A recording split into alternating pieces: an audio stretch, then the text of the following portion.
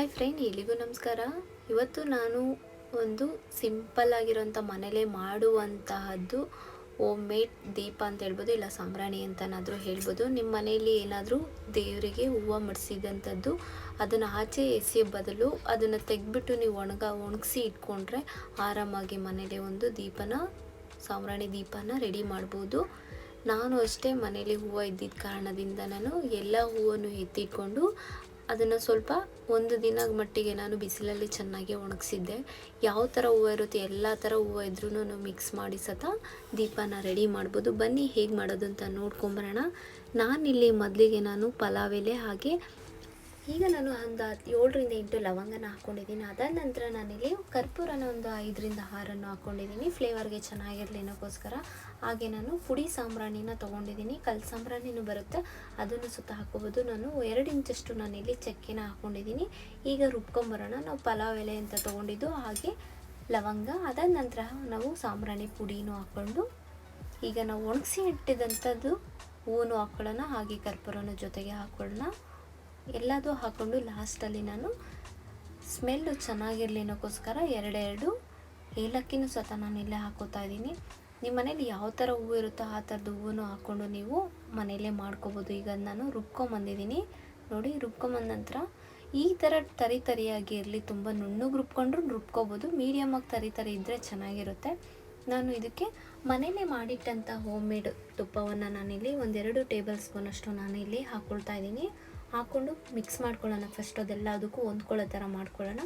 Direct ನೀರು ಹಾಕ್ಕೊಬಿಡಿ, ಯಾಕೆಂದ್ರೆ ಆಮೇಲೆ ಅಂಟ್ಕೊಳ್ಳೋದಿಲ್ಲ, ಅದು ದೀಪ ಚೆನ್ನಾಗಿ ಬರಲ್ಲ. ಅದಕ್ಕೋಸ್ಕರ ತುಪ್ಪದಲ್ಲಿ ಮಾಡಿಬಿಟ್ಟು ಅದಾದ ನಂತರ ನೀರನ್ನು ಸ್ವಲ್ಪ ನೋಡ್ಕೊಂಡು ಹಾಕಬೇಕಾಗುತ್ತೆ. ಅದಾದ ನಂತರ ನಾನು ಇದಕ್ಕೆ ಸ್ವಲ್ಪ ರೋಸ್ ವಾಟರ್ನ ಆ್ಯಡ್ ಮಾಡ್ಕೋತಾ ಇದ್ದೀನಿ. ನಾನು ರೋಸ್ ವಾಟರ್ ಮಾಡಿದ್ರೆ ಹಾಕ್ಕೊಂಡ್ರೆ ಚೆನ್ನಾಗಿರುತ್ತೆ, ಕೆಡೋದಿಲ್ಲ ದೀಪನೂ ಸಹ. ನೋಡಿ ಈ ಥರ ಮಾಡ್ಕೊಂಡ್ರೆ ಸಾಕಾಗುತ್ತೆ. ನಾವು ಹಿಂಗೆ ಕೈಯಲ್ಲಿ ಇಟ್ಕೊಂಡ್ರೆ ಉಂಡೆ ಥರ ಬಂದರೆ ದೀಪ ಆರಾಮಾಗಿ ಮಾಡ್ಬೋದು ಅಂತ ನೋಡಿ. ಗೊತ್ತಾಗ್ತಿದೆ ಅಲ್ಲ?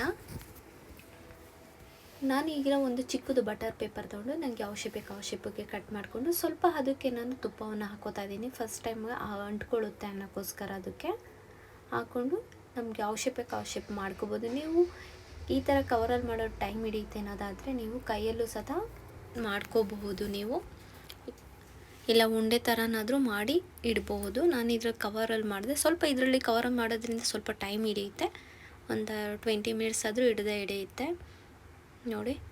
ಈ ಥರ ನಾನು ಅದೇ ಥರ ಎಲ್ಲದನ್ನು ಸಹ ಒಂದೊಂದೇ ಆಗಿ ನೋಡಿ ಮಾಡ್ತಾಯಿದ್ದೀನಿ. ನಿಮ್ಗೇನಾದರೂ ಅದು ಅಂಟ್ಕೊಳ್ಳುತ್ತೆ ಅನ್ನೋದಾದರೆ ಸ್ವಲ್ಪ ತುಪ್ಪ ಇಲ್ಲ ಅನ್ನೋದಾದರೂ ಎಣ್ಣೆನಾದರೂ ಹಾಕಿ ನೀವು ಈ ಥರ ಮಾಡ್ಕೋಬೋದು. ಸುಮ್ಮನೆ ಮನೆಯಲ್ಲಿ ಈ ಥರ ಹೂವುಗಳಿದ್ದರೆ ವೇಸ್ಟ್ ಮಾಡೋ ಬದಲು ಆರಾಮಾಗಿ ನಿಮ್ಗೆ ಟೈಮ್ ಇದ್ದರೆ ಈ ಥರ ಮಾಡಿಕೊಂಡ್ರೆ ಮನೇಲಿ ಆರಾಮಾಗಿ ಫೋಟೋಕ್ಕೆ ನೀವು ದೀಪನ ಹಚ್ಚಬಹುದು. ನೋಡಿ ಎಲ್ಲದನ್ನು ನಾನು ಇದೇ ಥರ ದೀಪನ ಮಾಡ್ಕೊಂಡಿದ್ದೀನಿ ನೋಡಿ. ಹಾಗೆ ನಾನು ಕೈಯಲ್ಲೂ ಸಹ ನೋಡೋಣ ಅಂತ ಅಂದ್ಬಿಟ್ಟು ಕೈಯಲ್ಲೂ ಮಾಡಿಕೊಂಡೆ. ನಾನು ಜಸ್ಟ್ ಒಂದು ಮಾಡಿದೆ ಅಷ್ಟೇ. ನಾನು ಕೈಯಲ್ಲಿ ಮಾಡೋದಕ್ಕಿಂತ ಕವರಲ್ಲಿ ಮಾಡೋದು ಬೆಸ್ಟ್ ಅಂತ ಅನಿಸ್ತು. ನಿಮಗೆ ಆ ಥರ ಆಗಲಿಲ್ಲ ಅಂದರೆ ಕೈಯಲ್ಲಾದರೂ ಮಾಡ್ಕೋಬೋದು ನೋಡಿ. ಫೈನಲ್ ಆಗಿ ನಾನು ಎಲ್ಲದನ್ನು ದೀಪನ ಮಾಡಿ ಎತ್ತಿಟ್ಕೊಂಡಿದ್ದೀನಿ. ಈಗ ಇದನ್ನು 1 ದಿನ ಆದರೂ ಇಲ್ಲ ಅರ್ಧ ದಿನ ಆದರೂ ಇದನ್ನು ಒಣಗ್ಸೋಕ್ಕೆ ಬಿಡಬೇಕು. 1 ದಿನ ಬೇಕು. ಈ ಬಿಸಿಲು ಸಮ್ಮರ್ ಟೈಮಲ್ಲಾದರೂ ಒಂದು ಅರ್ಧ ದಿನ ಸಾಕಾಗುತ್ತೆ. ನಾನು ಇದನ್ನು ಹೋಗಿ ಸ್ವಲ್ಪ ಹೊತ್ತು ಬಿಸಿಲಲ್ಲಿ ಇಟ್ಟು ಬರ್ತೀನಿ. ನಾನು ಇಟ್ಟಿರ್ತೀನಿ ನೋಡಿ. ಈಗ ಇದು ಹಿಟ್ಟು ಬಂದು ತೋರಿಸ್ತೀನಿ 1 ದಿನ ಆದ ನಂತರ ಯಾವ ಥರ ಆಗಿರುತ್ತೆ ಸಾಂಬ್ರಾಣಿ ಅಂತ ನೋಡಿ. ನಾನು 1 ದಿನ ಆದಮೇಲೆ ದೀಪ ಯಾವ ಥರ ಆಗಿದೆ, ಕಲ್ಲರೆಲ್ಲ ಚೇಂಜ್ ಆಗಿದೆ. ಬನ್ನಿ ಈಗ ದೀಪನ ಹಚ್ಚೋಣ. ಯಾವ ಥರ ಬರುತ್ತೆ ಸ್ಮೆಲ್ಲು, ಅದ್ರ ಘಮ, ಅದ್ರದ್ದು ಹೊಗೆ ನೋಡೋಣ. ನೋಡಿ ನಾನು ಈಗ ದೀಪಕ್ಕೆ ಹಚ್ತಾ ಇದ್ದೀನಿ ನೋಡಿ. ನಿಮಗೆ ಗೊತ್ತಾಗ್ತಿದೆ ನೋಡಿ ಅದ್ರದ್ದು ಹೊಗೆ ಯಾವ ಥರ ಬರುತ್ತೆ. ಸೇಮ್ ಅಂಗಡೀಲಿ ತೊಗೊಂಬರ್ತೀವಲ್ಲ ಅದೇ ರೀತಿಯೇ ಇದು ಹೊಗೆ ಬರುತ್ತೆ. ನೀವು ಇದಕ್ಕೆ ಬೇಕು ಅನ್ನೋದಾದರೆ ನೀವು ಅದನ್ನು ಪುಡಿ ಮಾಡ್ಕೊಂಡಾಗ ಇದಕ್ಕೆ ಬೇಕು ಅಂದರೆ ಸೆಂಟಾದ್ರೂ ಮಿಕ್ಸ್ ಮಾಡ್ಕೋಬೋದು. ಬಟ್ ಇಲ್ಲಿ ನ್ಯಾಚುರಲ್ ಆಗಿರೋವಂಥದ್ದನ್ನ ನಾನಿಲ್ಲಿ ನಿಮಗೆ ಮಾಡಿ ತೋರಿಸಿದ್ದೀನಿ. ಯಾಕಂದರೆ ನ್ಯಾಚುರಲ್ ಸ್ಮೆಲ್ಲೇ ಬೇರೆ ಥರ ಇರುತ್ತೆ. ನಾನಿವತ್ತು ಮಾಡಿದಂಥ ನ್ಯಾಚುರಲ್ ದೀಪ ನಿಮ್ಮೆಲ್ರಿಗೂ ಇಷ್ಟ ಆಯಿತು ಅಂತ ಅನ್ಕೋತೀನಿ. ಮನೇಲಿ ಮಾಡಿರೋಂಥ ದೀಪ.